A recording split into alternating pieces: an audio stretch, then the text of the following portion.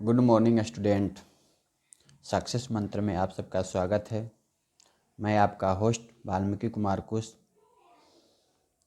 हमारा special batch शुरू हो चुका है, तो आज हम स्पेशल बायोलॉजी क्लास लेकर आए हैं जो कि MCQ सेट पर आधारित होगा। मल्टी चॉइस क्वेश्चन होंगे जो क्लास 12th के लिए उपयोगी होगा। तो वैसे छात्र जो क्लास 12th के 2023 में बोर्ड एग्ज़ाम देने वाले हैं उनके लिए यह मॉडल सेट बहुत उपयोगी होगा। तो मेरा हर रोज़ आप लोगों के लिए एक special model set biology class का अवेलेबल रहेगा। आप लोग इसको अध्ययन करें। मात्र 5 से 10 मिनट समय लगेगा, जिससे आपको अधिक से अधिक फ़ायदे होंगे। तो शुरू करते हैं। आज का हमारा MCQ टेस्ट का पहला मॉडल सेट है, जो कि मैं पिछले प्रीवियस क्वेश्चन जो पूछे गए हैं उस पर आधारित मैंने तैयार किया है और आशा करता हूं कि आप लोगों को इससे बहुत ज़्यादा लाभ मिलेगा। तो हमारा पहला सवाल है, जीव विज्ञान शब्द किसने दिया था? हमारा पहला सवाल है, जीव विज्ञान शब्द किसने दिया था? तो ऑप्शन दिया हुआ है लेमार्क, अरस्तु, ट्रेबिनस, ए और सी दोनों ने। तो इसका जो सही आंसर हो जाएगा डी हो जाएगा, क्योंकि जीव विज्ञान शब्द जो है दो वैज्ञानिकों ने मिलकर दिया था। एक लेमार्क जिनका घर जो है फ्रांस में था, और दूसरा ट्रेबिनस जो जर्मनी। इन दोनों साथियों ने जीव विज्ञान शब्द को सबसे पहले प्रतिपादित, इसलिए इसका सही आंसर हो जाएगा डी, ए और सी दोनों। अगला सवाल है, अंडपरजक प्राणी हैं। अंडपरजक बोलते हैं वैसे जीव जो जन्म के रूप में अंडे देते हैं, तो उस जीव को क्या बोलते हैं? अंडपरजक। तो आपको समझ में आ गया होगा कि अंडपरजक किसे कहते हैं। ठीक है, तो ऑप्शन है मुर्गी, सांप, मगरमच्छ, सभी।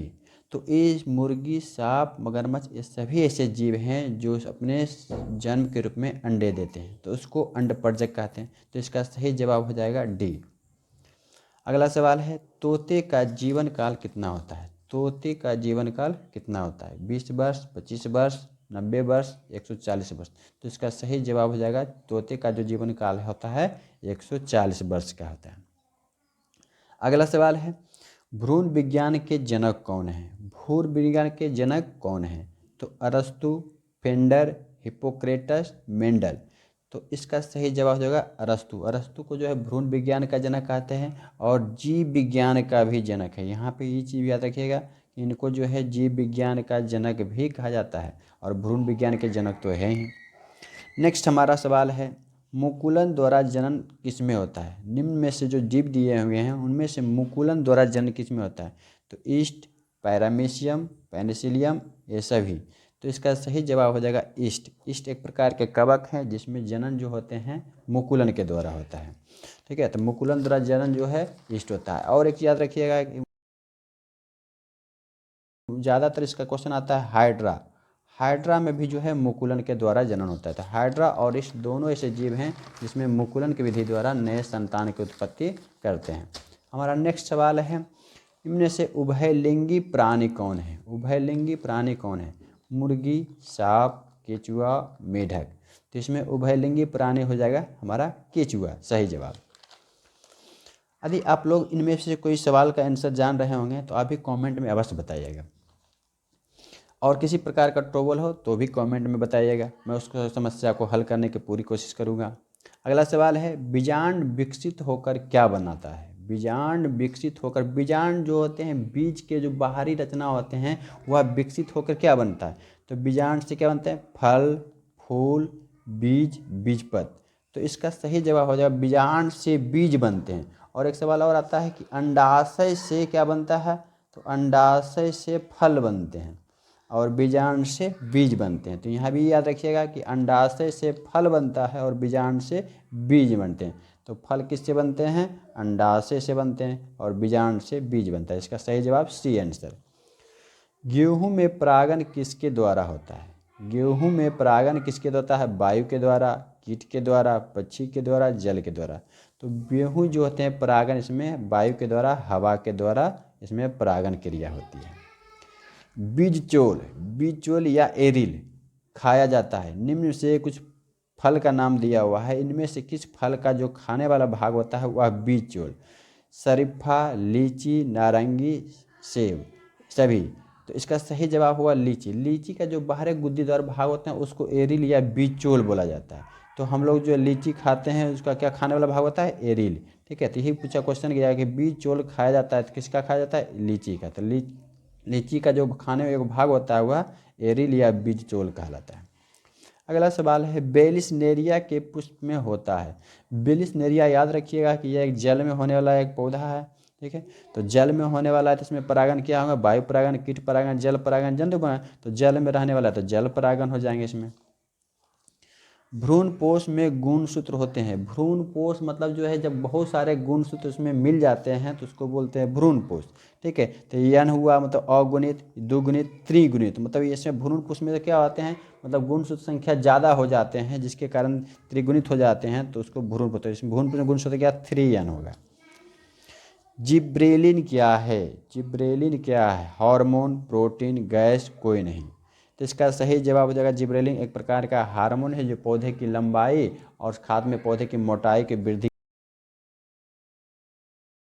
करने में हेल्प करता है। तो जिब्रेलिन एक प्रकार का पादप हार्मोन है। नेक्स्ट हमारा सवाल है, सर्टोली कोशिका कहाँ पाए जाते हैं?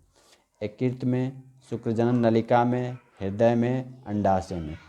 तो सर्टोली कोशिका जो होते हैं वह शुक्रजनन नलिका में होते हैं जो कि शुक्राणु को पोषण देने का काम करता है। अगला सवाल है 14 नंबर क्वेश्चन, मेंडल ने चयन किया था। मेंडल ने जो है जीवों के विकास संबंधी बहुत सारा सिद्धांत दिए थे। ठीक है, अनुवांशिक सिद्धांत दिए थे। तो मेंडल ने अनुवांशिक सिद्धांत का जो चयन किया था किस पौधे में किया था? चना के, पाइनस में, टमाटर में, मटर में। तो मेंडल ने मटर में किया था, जो उनके गार्डन में मटर पौधा था, क्योंकि मटर के पौधे जो बहुत कम समय में डेवलप हो जाते हैं, इसलिए मेंडल ने अपने प्रयोगों में मटर के पौधे को चयन किया था। अगला सवाल है क्वेश्चन नंबर 15, जीन विनिमय या इसको अंग्रेजी में बोलते हैं क्रॉसिंग ओवर किस अवस्था में होता है? क्रॉसिंग ओवर मतलब जीन विनिमय, कह सकते हैं कि जीन का अदला बदली। तो जीवों के विकास में जो है कोशिका विभाजन जब होता है तो उसमें जीन का बदला बदली होता है। तो किस अवस्था में होता है? Leptotene, pachytene, diakinesis, cytokinesis. तो क्रॉसिंग बेहतर जो होता है मियोसिस के जो पैकिटीन अवस्था होते हैं प्रोफेज फर्स्ट के, उसमें जो है यह होता है पैकिटीन में जीन विनिमय। प्रोफेज फर्स्ट के पैकिटीन अवस्था में जीन विनिमय होता है। अगला सवाल है, अनुवंशिकी के जनक किसे कहा जाता है? अभी बताया था ऊपर क्वेश्चन मेंडल वाला में कि अनुवंशिकी जो खर्च किया था मटर किया पौधे में किए थे तो अनुवंशिकी किया था। इसका सही जवाब मेंडल हो जाएगा, सी नंबर। शिशु के लिंग का निर्धारण किसके द्वारा होता है? इसका कहने मतलब हुआ जो शिशु होते हैं वह लड़का या लड़की के रूप में होते हैं। तो इस तरह के लड़का लड़की होना शिशु के रूप में किसके गुणसूत्र पर निर्भर करता है? माता के या पिता के या दोनों के? तो इसका सही जवाब होगा पिता के गुणसूत्र पर जो है शिशु का लिंग का निर्धारण होता है। नेक्स्ट हमारा सवाल है, कल्याण सोना किसका किस्म है? कल्याण सोना जो है एक प्रजाति है। ठीक है, तो निम्न से किस पौधे की प्रजाति है कि जीव की प्रजाति है? चावल की, मक्का की, गेहूं की, मटर की। तो इसका सही जवाब होगा गेहूं की। कल्याण सोना जो है गेहूं की एक उच्च नस्ल वाली प्रजाति की किस्म है। ठीक है, ये भी कई बार 11th 12th क्लास में आ चुके हैं। अगला क्वेश्चन है, जैविक खाद का मुख्य स्रोत क्या है? जैविक खाद जो तैयार की जाते हैं उसमें किस सूक्ष्म जीवों का प्रयोग किया जाता है?